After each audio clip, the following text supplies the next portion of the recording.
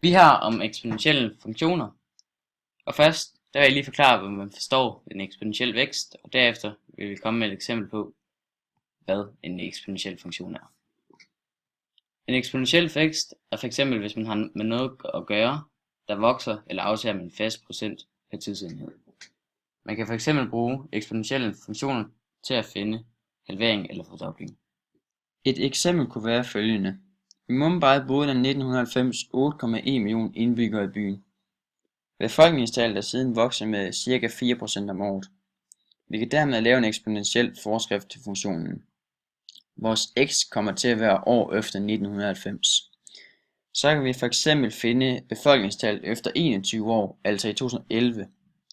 Dermed kommer vores forskrift til at hedde f af x lige med 8,1 gange 1,04 opløftet i 21. Vores 8,1 er antal indbyggere i millioner. Vores 1,04 er 1 plus vores procent i decimaltal, altså 1,04. 21 er selvfølgelig antal år efter 1990, altså 2011. Dette kommer til at give 18,5, hvilket er vores befolkningstal i 2011, altså 18,5 millioner indbyggere. Forskrift for en eksponentiel funktion er y lige med b gange a opløftet x. X er her antal tidsenheder, f.eks.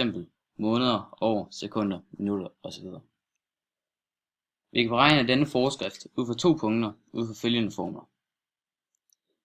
Og for at finde a, skal vi bruge en kvadratrod, og på venstre side af kvadratroden har vi parentes x2 minus x1, parentes slut. På højre side af kvadratroden har vi y2 over x1. For at finde b har vi vores y1 over a opløftet i x1. Nu vil jeg forklare betydningen af konstanterne a og b. Konstanten a i en eksponentiel funktion er 1 plus r. R er tilvæksten som decimaltal. A må ikke være 1, da den ellers ikke vil være eksponentiel. Konstanten b er begyndelsesværdien, altså det sted, som funktionen skærer på y-aksen. I den eksponentielle forskrift f af x lige med 7 gange 1,18 opløftet i x'te, er vores b-konstant her 7, altså det sted, den skærer på y-aksen, og vores a er 1,18, altså 1 plus 0,18, altså 18%. Dette er tilvæksten. Det vil altså sige, at vores funktion vil vokse med 18% for hver enhed, vi går til højre. Værdimængden i en eksponentiel funktion vil altid være fra 0 til uendelig. Når vores a er større end 1, vil vores eksponentielle funktion altid være voksende. Derimod, hvis den er mindre end 1, vil den være aftagende. Nu vil vi bevise fordoblingskonstanten i en eksponentiel funktion. Hvis vi fordobler, så går vi dobbelt så højt op på y-aksen, som funktionen allerede skærer i. Og så ønsker vi at aflæse den x-værdi. Det punkt kalder vi så for T2. Det er altså det stykke, man går ud på x-aksen for at fordoble y-aksen.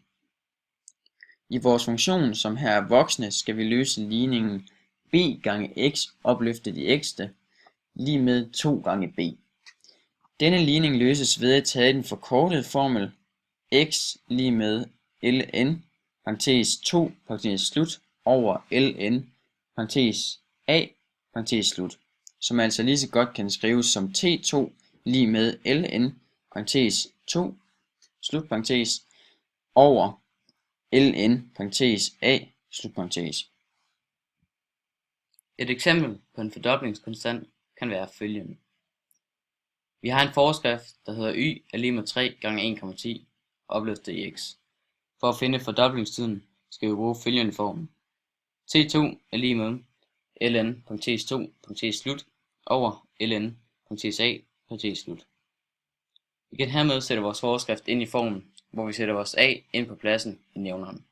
T2 er lige med ln parentes 2 parentes slut over ln parentes 1,10 parentes slut. Og det giver så 7,27.